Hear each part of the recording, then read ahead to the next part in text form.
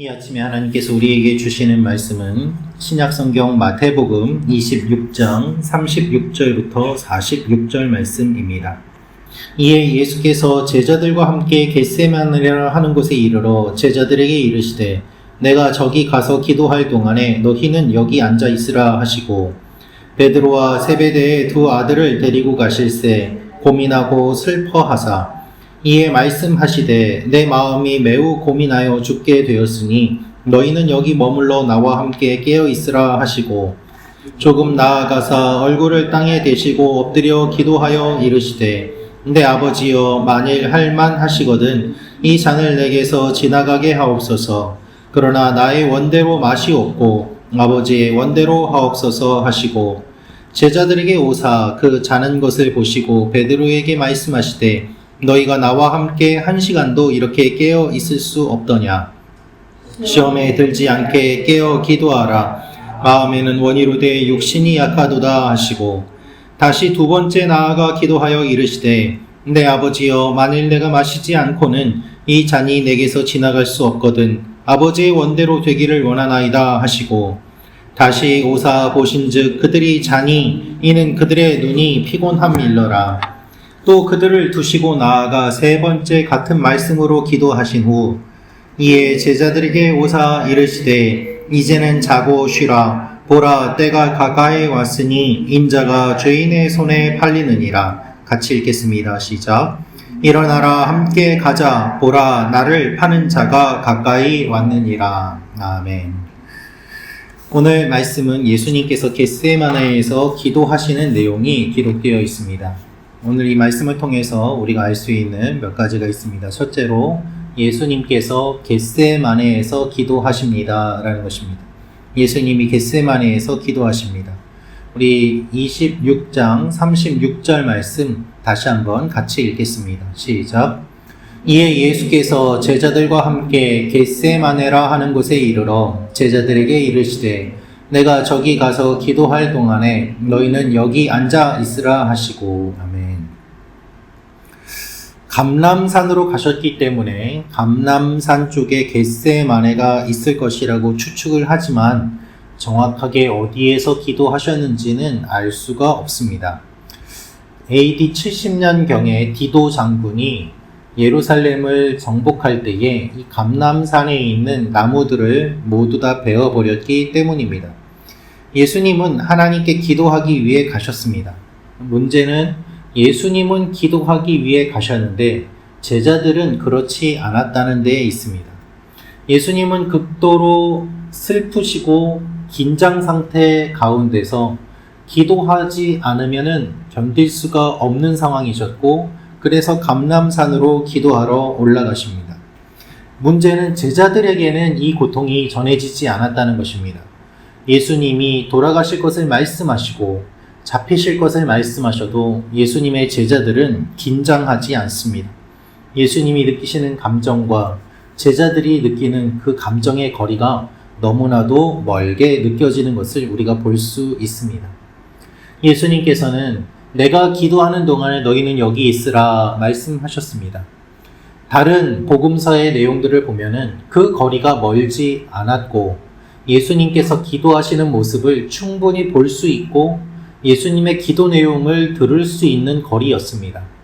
그렇게 가까운 거리에 제자들을 두시고서 주님이 기도하신 이유는 무엇인가 하면 제자들도 예수님의 모습을 보며 기도하기를 원하셨기 때문입니다. 예수님은 제자들과 함께 이 힘든 시간을 같이 보내기를 원하십니다. 그것은 예수님을 위한 것이 아니라 예수님의 제자들을 위한 것이었습니다. 주님께서는 이미 십자가를 지실 준비를 하셨습니다마는 예수님의 제자들은 준비가 되어 있지 않았기 때문에 그들은 다 도망갈 수밖에 없는 것이었죠. 예수님께서는 이것을 아시고 그 자리를 예비해 주십니다. 마지막까지 기도할 수 있는 기회를 주시고 자리를 마련해 주시고 기도하라고 말씀하시고 친히 데리고 올라가셨습니다. 그러나 그들은 그것을 제대로 이해하지 못했기 때문에 주님의 이 일에 참여하지 못했습니다. 여러분, 우리의 삶에도 힘든 일들이 일어납니다. 그래서 우리는 기도해야 합니다. 기도하지 않아도 그 일들을 감당할 수는 있을 것입니다. 그러나 기도해야 되는 이유는 무엇인가 하면 그냥 감당하는 것이 아니라 그 일의 의미를 알기 위함입니다. 우리와 함께 하시는 하나님을 경험하기 위함이고 흔들리지 않기 위함입니다. 기도하지 않으면 흔들립니다. 그래서 우리는 기도해야 되는 것이죠. 주님이 이 아침에 우리를 이 자리에 불러주신 이유는 기도하라고 불러주신 것입니다. 그리고 무엇보다 주님이 우리보다 먼저 기도하시고 하나님 우편에서 우리를 위하여 중보하고 계심을 기억하며 기도의 자리로 나아갈 수 있습니다. 시험을 이기도록 기도하며 나아가는 여러분과 제가 되기를 원합니다. 그리하여 오늘도 주님이 주시는 은혜를 맛보기 원합니다. 두 번째로 알 수 있는 것은 시험에 들지 않게 깨어 기도해야 합니다. 라는 것입니다. 시험에 들지 않게 깨어 기도해야 합니다. 우리 40절, 41절 말씀 같이 읽겠습니다. 시작. 제자들에게 오사 그 자는 것을 보시고 베드로에게 말씀하시되 너희가 나와 함께 1시간도 이렇게 깨어 있을 수 없더냐. 깨어 기도하라. 마음에는 원이로되 육신이 약하도다 하시고. 아멘. 예수님이 기도하고 오셨을 때 제자들은 자고 있었습니다. 너희가 1시간도 깨어서 기도할 수 없더냐. 그들의 모습을 보신 예수님의 마음은 어떠셨을까요? 예수님은 최대한 제자들을 이해하려고 하십니다. 그래서 마음은 원이로되 육신이 약하구나 라고 말씀하십니다. 본문에서 마음은 영으로 보는 것이 자연스럽습니다. 그래서 성령님께서는 제자들이 기도하기를 원하시지만 그들은 인간적인 연약함을 이기지 못한 채 그 요구에 제대로 응답하지 못하는 것이죠. 육신이 성령을 막는구나 라는 의미로 우리가 해석할 수 있습니다. 여러분, 우리는 다 약합니다. 예수님도 인간으로 오셨기 때문에 우리의 약함을 주님께서 더 잘 아십니다. 그러나 예수님은 기도하시고 제자들은 잡니다. 예수님도 연약하시지 않습니까? 그런데 예수님이 기도하심으로 말미암아 그것을 뛰어넘는 모델로 우리에게 보여주시는 것이죠. 우리 다 연약하고 또한 약하고 부족하지만 주님께서 기도하신 모습을 보면서 도전을 받고 우리도 기도할 수 있는 것입니다. 예수님은 기도하시고 제자들은 잡니다. 이것이 예수님과 제자들의 차이입니다. 우리를 잘 아시는 주님께서 우리가 시험에 들지 않도록 방법을 알려주시는데 그것이 기도입니다. 우리의 육신이 성령이 원하는 일을 하지 못하게 방해합니다. 그래서 우리는 기도로 성령께서 역사하시도록 우리를 내어드려야 하는 것이죠. 하나님이 원하시는 것이 바로 이것입니다. 육체의 소욕과 성령의 소욕. 여러분, 우리가 날마다 이 갈등 가운데 있지만 이 아침에 나와서 기도함으로 말미암아 하나님께서 주시는 승리를 맛보고 점점 더 성령의 사람으로 세워져 감을 기억하며 하나님 앞에 나아가는 여러분과 제가 되기를 원합니다. 마지막으로 알 수 있는 것은 예수님을 잡으러 사람들이 왔습니다. 예수님을 잡으러 사람들이 왔습니다. 45절, 46절 말씀 같이 읽겠습니다. 시작. 이에 제자들에게 오사 이르시되 이제는 자고 쉬라. 보라, 때가 가까이 왔으니 인자가 죄인의 손에 팔리느니라. 일어나라, 함께 가자. 보라, 나를 파는 자가 가까이 왔느니라. 아멘. 예수님께서는 3번 기도하셨는데 예수님의 제자들은 3번 자고 있었습니다. 예수님께서는 이제는 자라고 하십니다. 원어를 보면은 예수님께서는 체념하듯 말씀하시지 않았습니다. 아유, 그래, 너희들 그냥 자라. 이렇게 말씀하신 것이 아니라 원어의 의미는 무엇인가 하면 질책을 강하게 하시는 것입니다. 너희가 언제까지 자려고 그러느냐? 남은 시간 계속 자려고, 남은 시간 계속 쉬려고 하느냐? 봐라, 나를 잡으러 사람들이 왔다. 너희가 언제까지 그러고 있겠느냐라는 예수님의 강한 어조가 원문에는 기록되어 있습니다. 예수님을 잡으러 사람들이 왔습니다. 여러분, 기도할 수 있는 시간이 제한되어 있습니다. 우리가 이 땅을 영원히 살 수 있는 것이 아닙니다. 예배 드릴 수 있는 시간, 기도할 수 있는 시간, 주님을 섬길 수 있는 시간이 제한되어 있습니다. 어떻게 이 시간을 보내야 되겠습니까? 예수님은 기도하고 계셨지만 가장 가까운 제자들은 자고 있었습니다.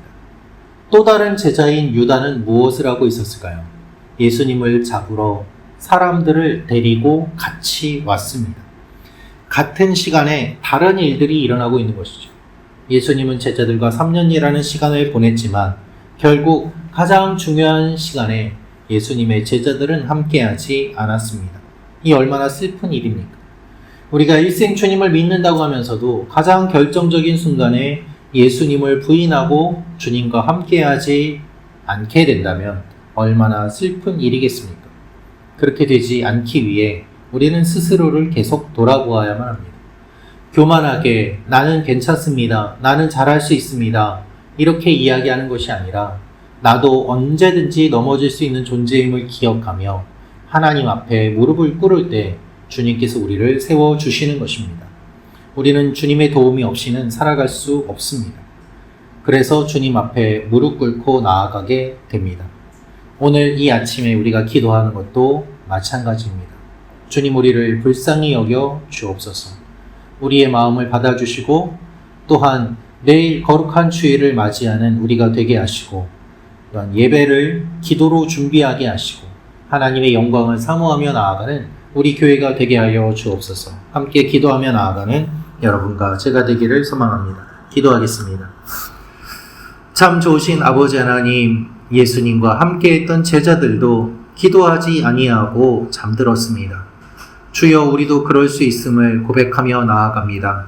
우리의 부족함을 불쌍히 여겨주시고 우리의 피곤하고 지친 몸을 주님께서 긍휼히 여겨주셔서 아버지 하나님, 이 피곤하고 지친 몸을 이끌고 기도하러 나오고 예배하러 나오는 주의 자녀들에게 은혜를 더하여 주시고 하나님의 풍성함으로 채워주시옵소서. 아버지 하나님, 부스럭이라도 줬사오니 하나님의 은혜로 살아가게 도와주시고 우리가 졸다 깨더라도 저희가 기도하는 마음을 잃지 않게 하시며 하나님 앞에 나아가고자 하는 그 마음이 항상 새롭게 솟아나는 하나님의 사람들이 되게 도와주시옵소서. 아버지 하나님, 우리 교회를 주님께서 기억하여 주시고 우리 교회 성도님들 한 분 한 분을 주님께서 붙잡아 주셔서 어떠한 상황에 있든지 끝까지 주님을 붙잡고 나아가게 도와주시고 피곤하고 힘든 인생길 하나님이 함께 하심을 경험하며 아골골짝 빈들에도 주님이 함께 하심을 고백하며 간증하며 나아가는 하나님의 사람들이 되게 도와주옵소서. 내일 예배를 주님께서 기억하여 주시고 예배를 준비하는 성도들의 마음에 주님께서 기름 부어 주셔서 주님을 만나는 기쁨이 지금부터 샘솟게 하여 주시고 평안한 주말을 맞이하게 하여 주시고 회복이 일어나게 하여 주옵소서. 원근각지에 있는 우리 교회 모든 성도님들에게 동일한 은혜를 허락하여 주시고 상황과 환경을 열어주셔서 함께 예배드릴 수 있도록 주님께서 한 분 한 분의 발걸음을 인도하여 주옵소서. 하나님께서 우리의 기도를 들어주시고 역사하여 주실 것을 믿사오며 예수님의 이름으로 기도합니다. 아멘.